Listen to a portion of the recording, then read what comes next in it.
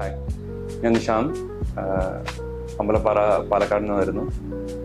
ഞാൻ X-serviceman കാറ്റഗറിയിലാണ് apply ചെയ്തിട്ടുണ്ടായിരുന്നത്. ഇപ്പോൾ കാനറ ബാങ്കിൽ ക്ലർക്കായിട്ട് അപ്പോയിൻ്റ് ആയിട്ടുണ്ട്.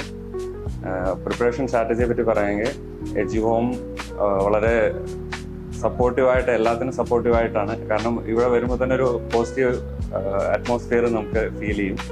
അത് വളരെ ഹെൽപ്ഫുള്ളായിരുന്നു.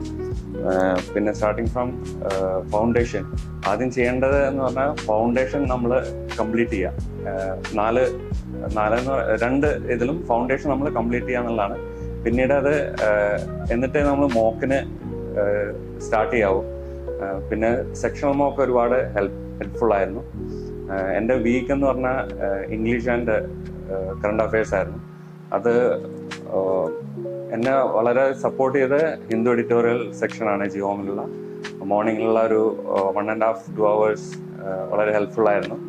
എഡിറ്റോറിയൽ കമ്പൽസറി റീഡിങ്, വോക്കാബ് സെക്ഷൻസ് എല്ലാം വളരെ ഹെൽപ്ഫുള്ളായിരുന്നു. അത് ഒരുപാട് സപ്പോർട്ടീവായി. ഇംഗ്ലീഷ് കുറച്ച് ബിൽഡപ്പ് ചെയ്യാൻ ഒരുപാട് സഹായിച്ചു. എക്സാമിന് പ്രിപ്പയർ ചെയ്യാൻ ഉദ്ദേശിക്കുകയാണെങ്കിൽ എനിക്ക് പറയാനുള്ളത് പ്രിപ്പറേഷൻ്റെ കണ്ടിന്യൂറ്റിയാണ്.